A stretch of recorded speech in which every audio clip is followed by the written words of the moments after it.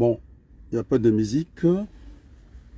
C'est sûr, je n'aurai pas de générique en ce moment-là. Je dis bonjour au peuple de France, peuple de l'Oise, peuple de Creil. Alors, on a vu qu'on est passé à côté du tremblement de terre pour avoir cette pluie qui s'est abattue pour nous par l'égoïsme de certains responsables politiques qui nous écrivent des lettres. Alors là, du côté de Creil, c'est trop facile, c'est trop facile. On est passé à côté de quelque chose, de l'exception, et je continue à être dans la pensée de Madame Ségolène Royal. Je suis aussi parmi les premiers à parler de ce vote utile. Maintenant, à vous lire, Monsieur Jean-Claude Villemain, moi je ne peux pas choisir entre Macron que j'ai combattu avec toute la force, qui a cassé ce pays. J'ai parlé de Waterloo. En tout cas, les marins français, ils ont vu leur outil de production être cassé. Dit-on que c'était un guerrier, il n'en est pas, il n'est pas un chef de guerre. Je l'ai comparé d'ailleurs au général Nivelle. Et quand on passe sur l'Australie, c'est encore une défaite. Et il ne sait pas gérer une économie en temps de crise. Il a mis des militaires, ce n'est pas l'esprit de la Ve République. Et d'ailleurs, j'étais très prudent auprès de Jean-Luc Mélenchon. Je disais qu'il ne faut pas aller très vite. Il faut pas moins vite, pas trop vite. Il faut aller au pas. Et donc, il y avait des choses qu'on pouvait déjà régler au niveau de la Ve République. C'est ces grands voyous qui ont coulé Pécresse. Bon, je ne m'inquiète pas trop pour Pécresse. Apparemment, au niveau des infortunes personnelles, elle peut faire des choses. Donc, c'est le résultat des têtus. Hein. Quand on a demandé à Hidalgo de quitter la bataille, maintenant, c'est à lui d'aller chercher dans sa poche. Moi, je ne peux pas donner quelque chose pour ce genre de bêtises. Et quand on dit le vote utile, eh bien, on nous refait passer, je ne sais pas comment, un remake, un replay, de voir encore ce feuilleton. On sait comment ça va se terminer. Et puis l'autre qui est là, je ne sais pas si c'est un magicien, Attali, qui nous parle de bêtises. Mais je pense que le chemin de la cohabitation, il est à notre portée. Et donc, monsieur le maire, le vote n'est pas obligatoire en France.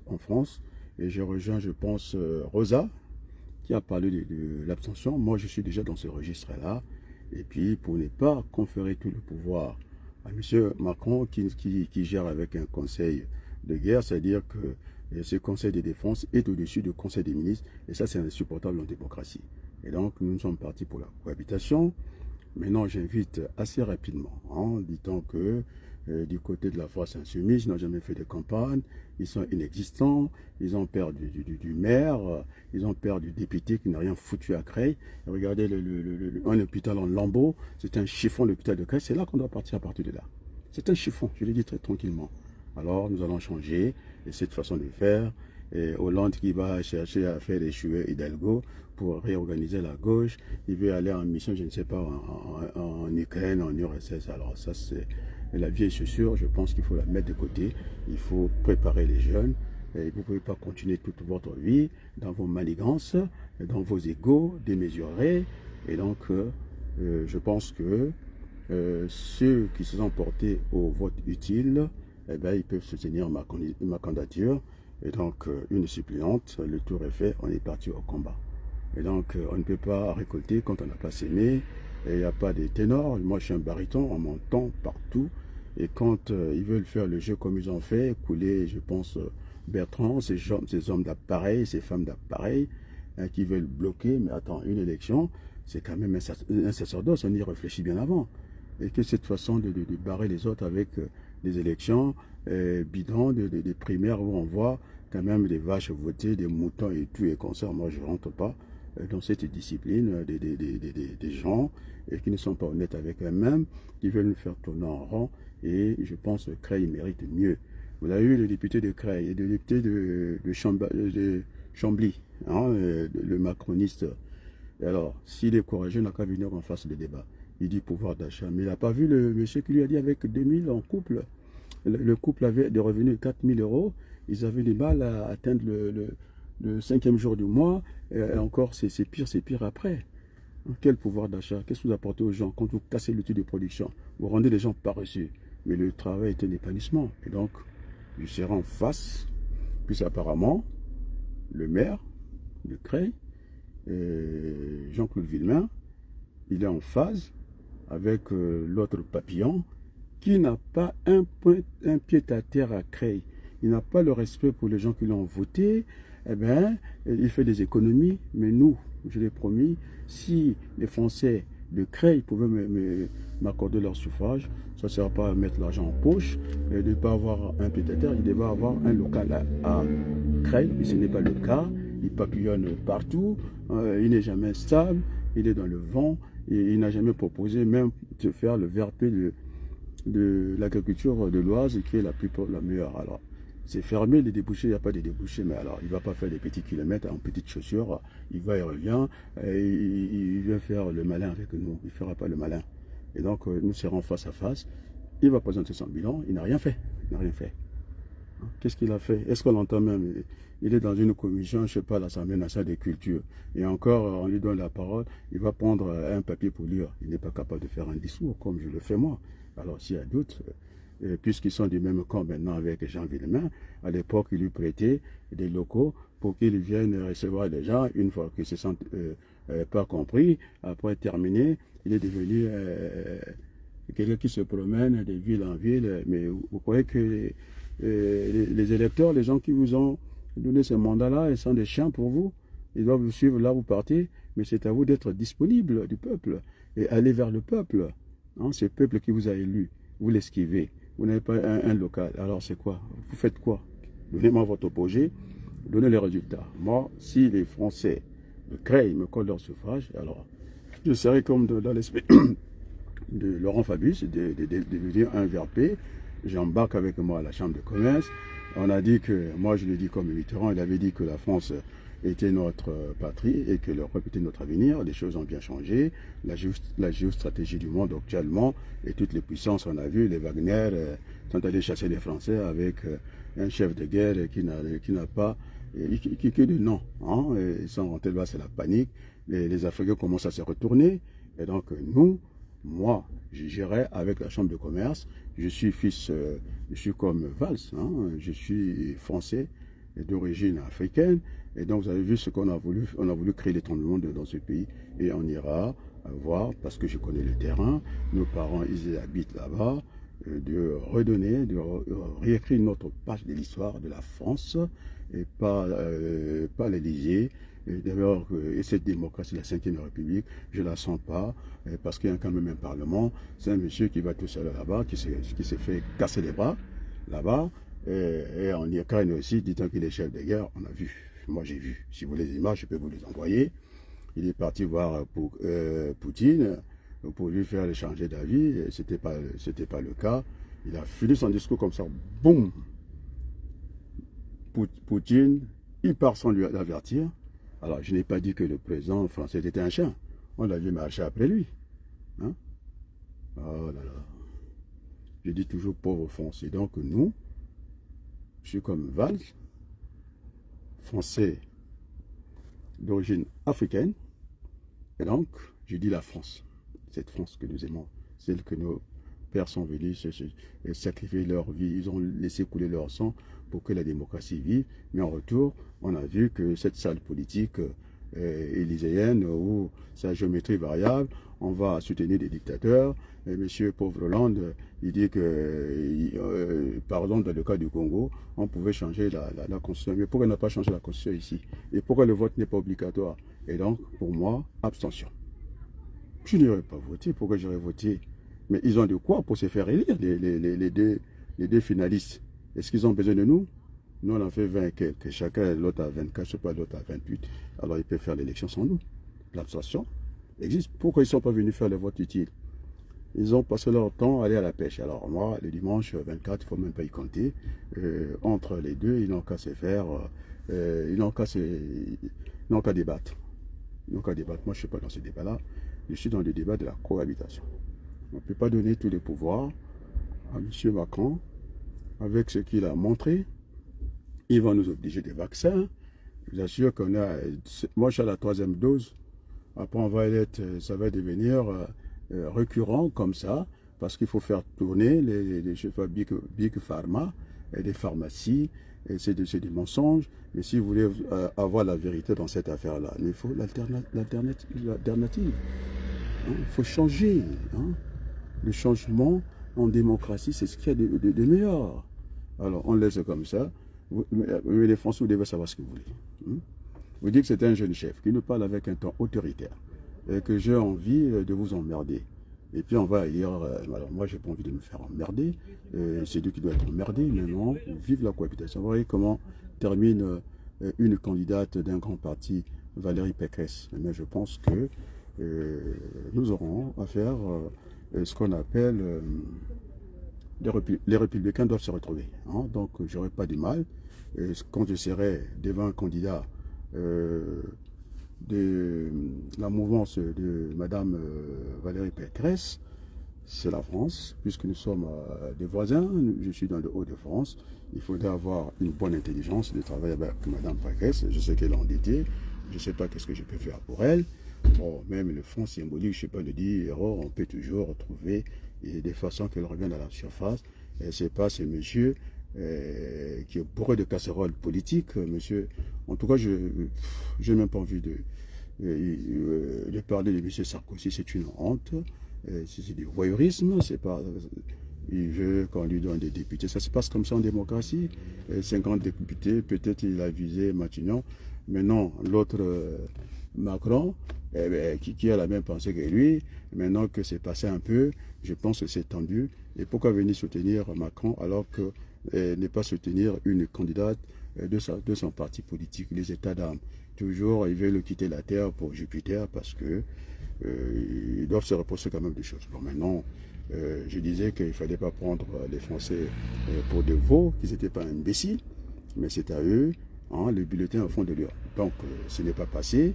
Moi, j'avais aucune certitude de l'élection présidentielle parce que bien avant, je l'avais indiqué, que les certitudes de la prévision nous amènent directement à la pensée unique et qu'il n'y a aucune alternative, il n'y a aucun changement possible. Et donc j'avais proposé d'aller avec un comportement de la prospective, c'est-à-dire la planification stratégique, avec un plan A, avec un plan B. Donc je ne me demande pas ici que si on loupe Macron, eh bien, il faut aller le croiser en changement de repère, il faut aller le croiser pour gagner au moins ces législatives. Quand on rentre, la cohabitation, ce n'est pas nouveau en France, c'est déjà rodé. On a vu la première cohabitation, c'était, je pense, Mitterrand, Jacques Chirac, encore Mitterrand, Balladur, et puis on a vu la cohabitation Jacques Chirac, Lionel Jospin. Donc c'est quelque chose de bien rodé, et qu'on sait très bien, dans l'esprit de la Ve République, l'essentiel du pouvoir sont conférés au gouvernement, et donc on le laissera dans le palais de l'Élysée, et nous voulons gouverner ce pays. Maintenant, la clé est entre les mains des Français. Donc moi, je ne peux pas être l'arbitre de Le Pen, donc je ne supporte pas l'engagement. Et puis, celui que j'ai combattu, qui n'a pas rendu le vote obligatoire, donc ça dépend, il ne faut pas y compter. Je suis comme Rosa, qui était avec moi à Creil, qui est avec moi à Creil là-bas, qui dit, qui reprend au maire tranquillement.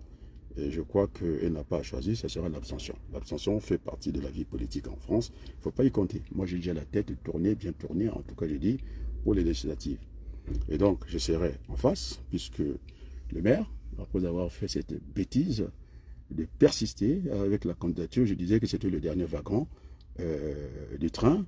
Madame, comment elle appelle, Hidalgo, qui a réuni ces fanatiques et des gens qui lui sont potes dans un petit restaurant de moins de 200 personnes.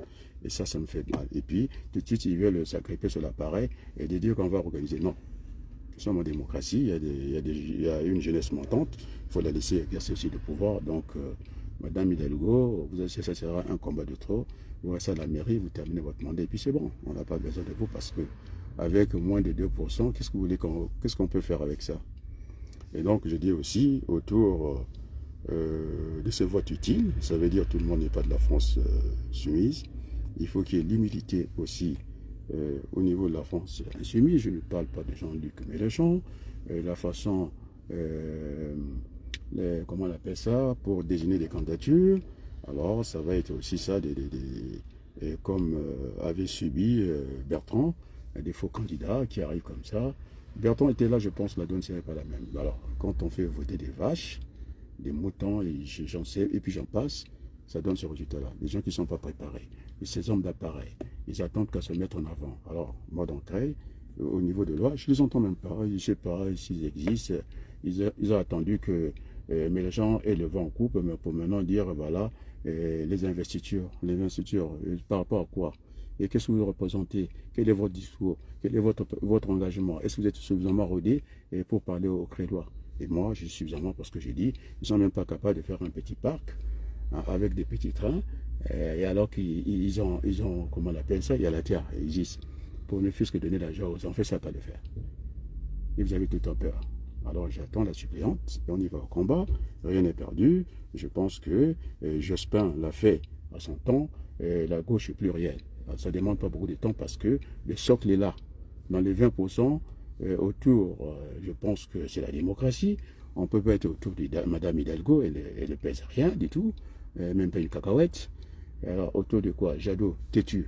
Et donc, le rassemblement, il avait dit bien avant, regardez mes vidéos, je n'avais jamais dit que je ne suis pas une girouette, je suis un économiste sérieux, économiste assez sérieux, et donc je dis qu'il fallait procéder par la méthode des scénarios. Le plan B, moi j'avais bien dit avant, le rassemblement de ces têtus qui ont un ego démesuré, je parle de Jadot, maintenant c'est terminé pour lui, il va s'occuper d'abord de ses dettes, il sera même pas, les gens ne seront même pas autour de lui, ce sont des traites, et Mme Hidalgo, c'est une traîtresse, comment on peut l'appeler. Alors quant à l'autre là, monsieur François Hollande, c'est pas la peine. Il avait préparé ce coup-là, coup d'état permanent, il fait échouer tranquillement.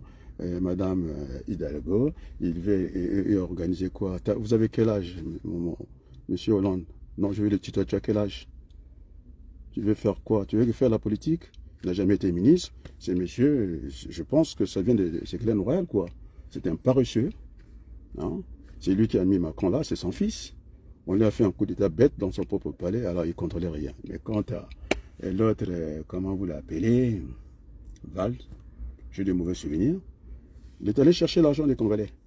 Somme-tu pour faire un orchestre, comment on appelle ça, classique, je ne sais pas quoi, pour rentrer dans les hôpitaux, dégayer ces gens qui sont malades. On n'a pas vu ça. C'était un voyou. Il est un voyou parce que, quand même, il n'avait pas de bon rapport avec Macron. Il marchait dessus. Après, comme ça, sans gêne, allez, on va tous chez Macron. Maintenant, il dit que ce n'est plus Macron, c'est Mme Le Pen qui sera présidente. Bon, présidente ou pas, c'est un faux feuilleton. Les Français doivent prendre leurs responsabilités. Donc, c'est pas trop tard. J'ai parlé de 3 cohabitations en France qui se sont bien passées. Et donc, il n'y a pas de raison. Nous essaierons d'être autour de Jean-Luc Mélenchon. Hein? Comment on l'appelle? L'insoumis. Moi aussi, je suis pas insoumis. À défaut, primaire, à gauche, je ne suis pas là. Il prendra toutes ses responsabilités. Au moins, je l'ai entendu. Pas un seul bulletin de vote pour Madame Marie Le Pen. Moi, je ne suis pas sur ce registre-là. Je n'ai pas à choisir entre Macron et Marie Le Pen. Ce n'est pas mon problème, c'est le problème des Français qui ont voulu nous remettre encore en replay. Ce plat déjà cuisiné bien avant, dont on connaissait dessus. Donc, prévoir. On peut aussi prévoir le prévu et l'imprévu. Alors, maintenant, ils ont prévu ce qui était prévu. Nous en sommes là. C'est une réalité. Et donc, je ne suis pas, même si j'ai fait une meilleure campagne pour Jean-Luc Mélenchon à ma place. Et donc, moi aussi, je suis dans l'abstention. Mais non, je n'ai pas demandé de voter pour Macron parce que c'est très mal conduit. Je n'ai pas à rentrer dans ce débat-là. Donc, comme Rosa qui a créé, qui était avec moi lorsqu'on avait démarré la France Insoumise, avec ce que ça a failli mordre, mais vous savez, les gens sont tellement égoïstes, ils sont venus casser cette dynamique-là. On m'a vu, après, on m'a vu. Et donc, moi, le dimanche 24, je vais faire comme ceux qui ont fait l'abstention. Je suis à la pêche. Il fait beau, je pense qu'on aura du soleil. Et si on regarde tel que on commence à aller vers le mois de mai, je ne pense pas que la surprise sera de taille. Donc moi, le 24, abstention, je suis à la pêche. Là, la gauche a manqué une occasion. Ah, je vois, il y a beaucoup de monde. Elle fait partager ce... Oh, c'est ma petite soeur qui est là. Natif Ferrari, je te vois. Je vois encore Jean-Baptiste là. Il faut que je regarde bien les noms. Lutti, quelque chose comme ça. Je vois Magali Balossa du côté du Canada, mais finalement, je vois Jean-Claude Nanga et puis d'autres faites partager ce direct. Ben, j'avais pas l'énergie nécessaire aujourd'hui parce qu'il fallait, je suis allé me faire booster par ma mère. Il a dit j'ai plus de 80 ans, que 80, plus de 80 en âge. Alors mon petit, t'es un beau gosse, il m'a dit, Tokos. J'ai dit non, laisse ma maman. Tu vois, avec tout ce dont je souffre aujourd'hui. Et donc vous avez vu, dans la main gauche, je peux dire, qu'est-ce qu'il y a? C'est la souffrance. Et puis la main droite, c'est la force. Donc, celle qui me donnait toute l'énergie, le calme nécessaire, elle chemine vers Dieu. De temps en temps, je la sollicite. Je vois autour de moi ce vide qui peut être implacable. Je suis dans ma voiture. C'était sa place dans la relation que nous avons tout le temps. Enfin, de temps en temps, je change de voiture. Pour changer un peu de monde, je prends la Clio de ma fille pour essayer un peu de casser tout ça. Donc, je pense qu'en aucun moment, je lui manque de respect. Je suis dans les volontés, je suis dans ce que nous discutons. Elle m'a connu dans la politique, et puis c'est vrai, de temps en temps, elle tempérait, mais j'ai failli manquer un peu d'énergie avec tout ce qu'un homme peut endurer. Des fois, vous avez envie de décoller, de partir rejoindre celle que vous avez aimée sur cette terre, mais enfin, elle m'a rappelé, ma mère, elle m'a boosté, je vous assure, ça a duré 15 minutes. J'ai dit, écoute, Adrien, mais tu as été toujours solide. Oui, maman. Et alors, qu'est-ce qui ne va pas? Mais il faudrait que la vie puisse se poursuivre. C'est ce que me disait mon directeur à l'école. Vous avez des gens qui sont autour de vous. Ne soyez pas égoïstes. Essayez aussi de leur donner un peu de la joie. Donc, je suis dans ce tempo-là. Et donc, on ne va pas me dire que non, ce n'est pas un mélange. C'est tout à fait normal. Là où il y a les roses, là où il y a la rose, il y a des pines. C'est comme ça, la vie est en dehors d'ici. Aujourd'hui, vous êtes bien, demain, ça coule un peu. Avec tout ce que j'ai eu comme ceci, il fallait qu'on me visse là-dedans. C'est encore de l'anesthésie. Je perds ma femme le lundi. Le mercredi, il fallait que je sois au bloc opératoire. Le jeudi, j'étais opérationnel pour organiser les obsèques de ma femme. Qui a été en tout cas, de mon point de vue, très rapide. J'étais imposé. C'est une vitesse qui était imposée par ma belle famille. Heureusement qu'ils n'avaient pas les moyens de leur vitesse. La plupart des choses, c'est moi qui les ai réglées. Et sans monter sur le toit, c'est l'humilité qui doit grandir en moi. Maintenant, ces chefs de chorale, je suis allé voir leur chef de l'église. C'est comment on appelle ça? C'est pharisien. Ces hommes de la lettre, il n'y a rien dedans. Quelqu'un qui est déjà frappé dans son esprit et dans son corps. On ne peut pas venir faire le cinéma. Vous avez vu la sorcellerie que j'ai filmée, que j'ai montré au peuple de Dieu. Nous ne pouvons pas faire ça. L'homme de Dieu doit avoir l'humilité de respecter l'autre. Alors, quand on a fait ça, et puis on bombe le torse, et que vous êtes des gens de la Bible, ça me donne d'avoir le dégoût de rentrer assez rapidement dans une église. Mais ça ne veut pas dire que je ne crois pas en Dieu. J'ai toujours toutes les croyances. À quoi ça sert ces gens-là de gagner tout ce que vous avez vu, les gens qui étaient aux obsèques de M. Adrien Abaloukou pour sa femme?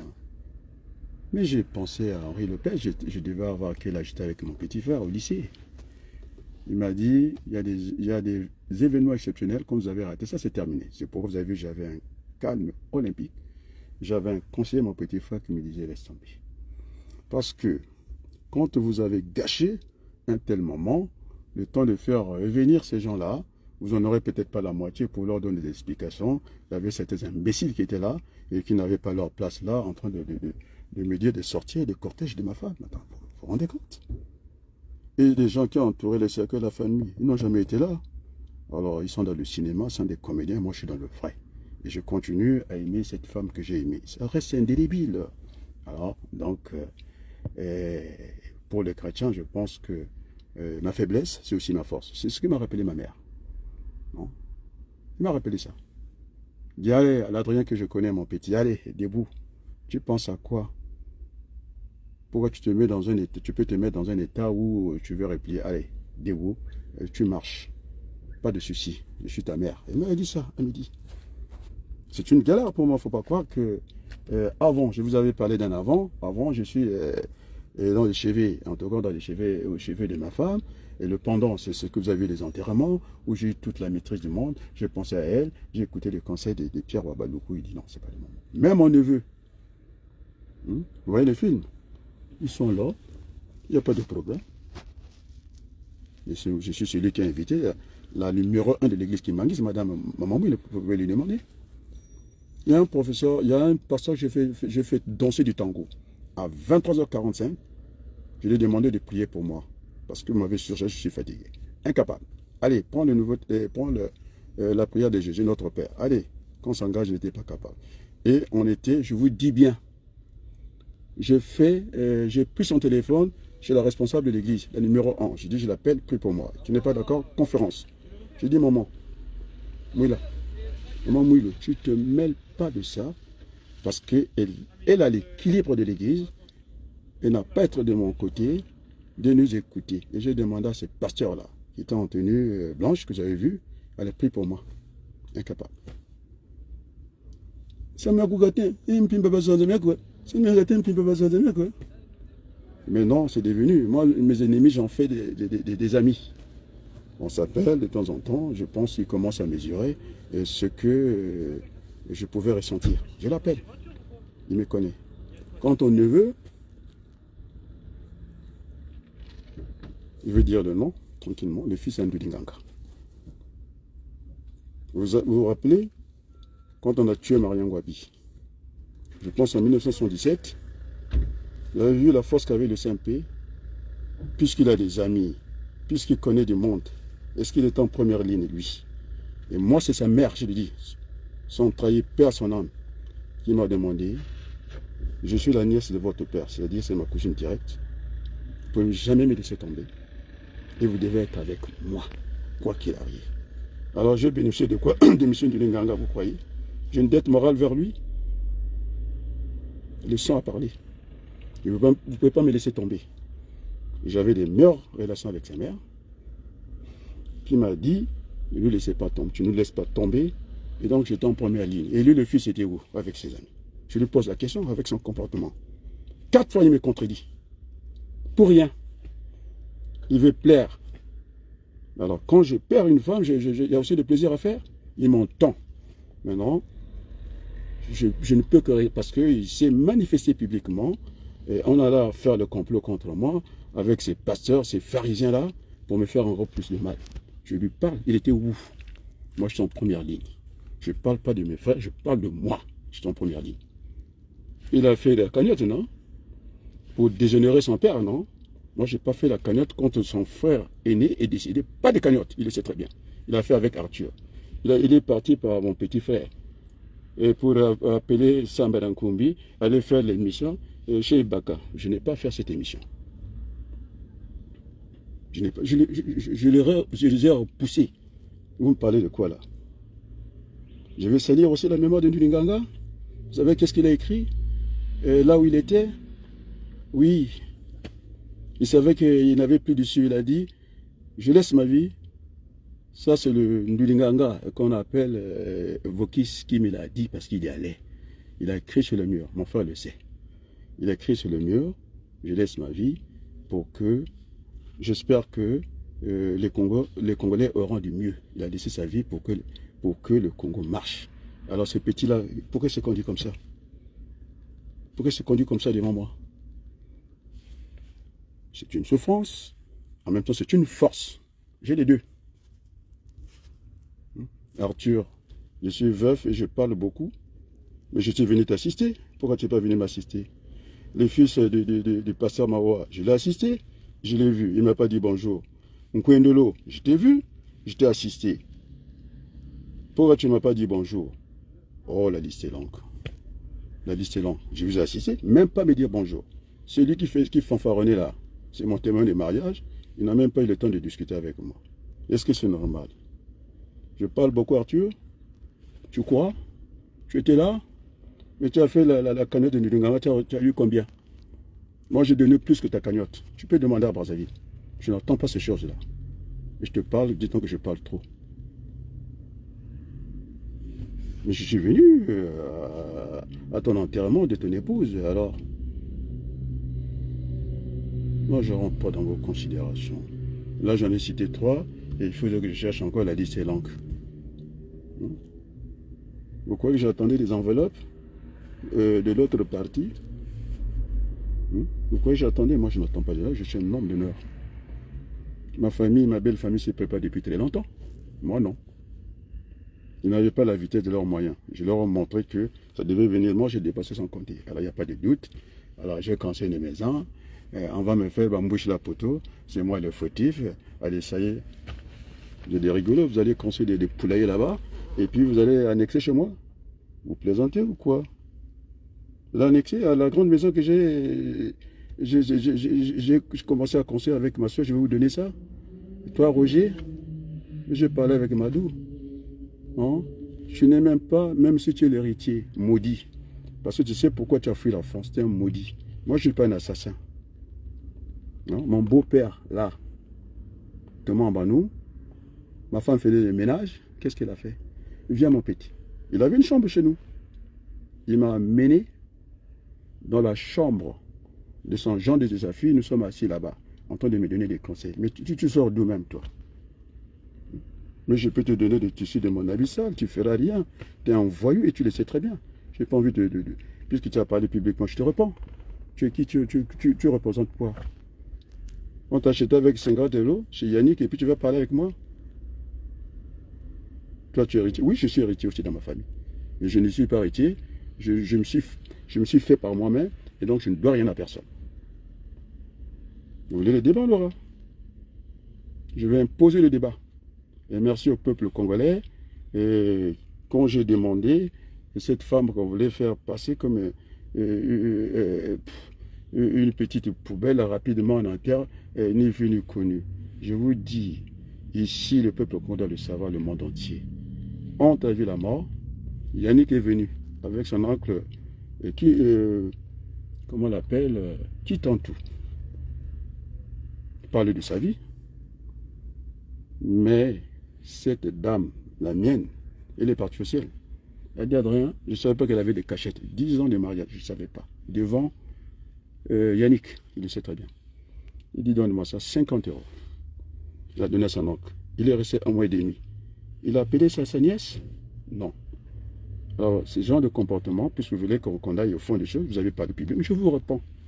Et monsieur Abaloukou, moi là, je dis à la petite, Briand, prends ma carte, va me tirer 100 €. Alors, quand on a fait ça, on n'a pas besoin d'égard, on n'a pas besoin qu'on nous respecte, on a besoin de faire des choses comme ça, et n'a pas encore rendu l'âme. Ça y est, soyez prêts à quoi? Ça prêté à quoi, toi, Yannick? Soyez prêt en quoi? Moi, j'ai annoncé le décès de ma femme exprès à 23h45. Parce que déjà, j'avais déjà des coups de fil de ta belle famille, c'est-à-dire du mari, pour ne pas le citer, de Mamoundele, de Brigitte. Il m'appelle à 10h. Qu'est-ce qui arrive dans votre maison? Ah bon? Donc tu m'appelles pour ce que tu sais. Effectivement, je viens de perdre ma femme. Elle était dans mes bras avec Flore, qui était toujours une femme d'exception. Parce qu'elle connaît la vérité. Et l'autre, il a commencé à consulter les pompes funèbres. Sans qu'on soit au courant, il avait dit, attendez. Mais quand j'arrivais, c'est moi qui prenais l'engagement financier. Il m'a dit un truc d'insupportable. Parce que quand même, aller construire derrière le dos de votre belle-mère, vous avez trahi le sentiment pour l'amour. Mais moi, elle ne peut pas m'amener en bateau. J'ai la bouche qu'il faut pour lui répondre vis-à-vis. Elle ne prendra jamais. Elle n'a pas mis un euro là-bas. Et ça ou pas ça, c'est son problème.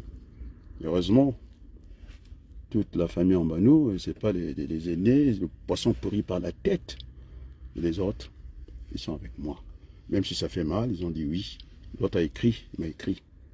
Merci pour le sacrifice, parce que tu as été auprès d'elle.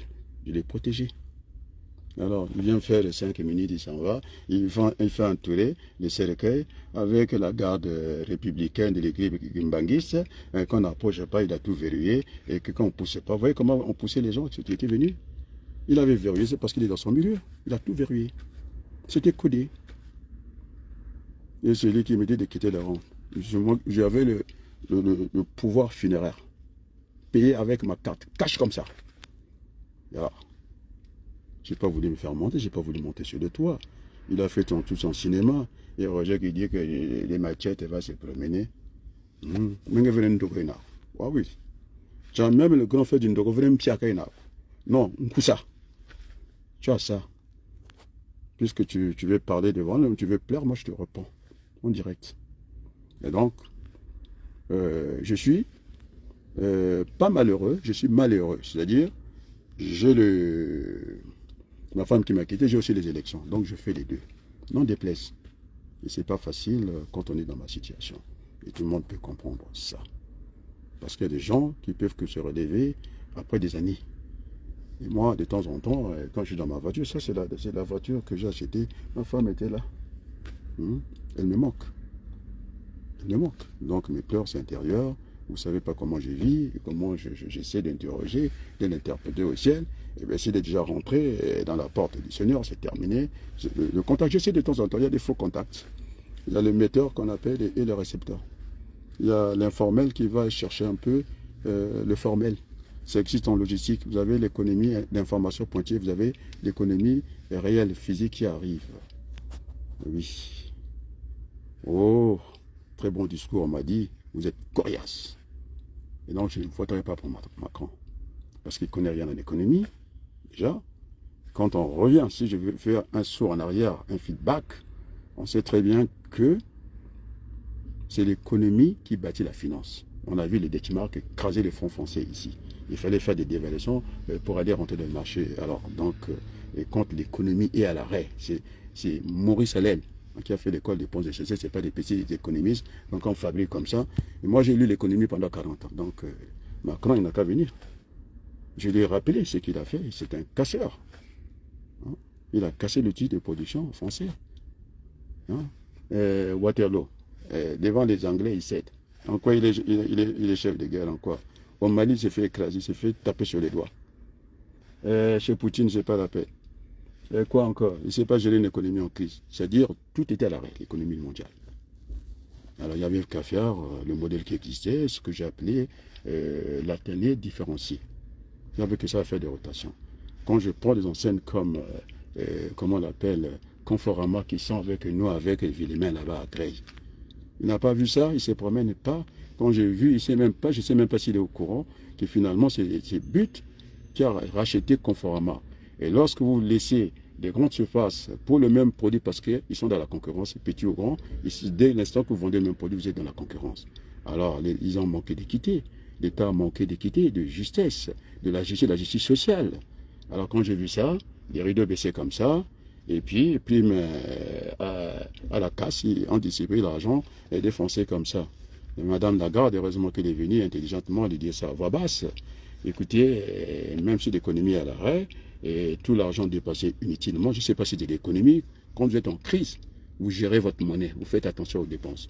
On a distribué sans compter. Vous croyez que c'est de l'économie? C'est de la poubelle. Il y a l'ordre dans la dépense de l'économie. Et si je m'en réfère un peu à André Milongo, cet orthodoxe économiste, qui disait que vous ne pouvez pas équilibrer votre budget en commençant par les dépenses, c'est ce que fait un peu Mme Marie Le Pen, tout et n'importe quoi. Elle promet tout et n'importe quoi.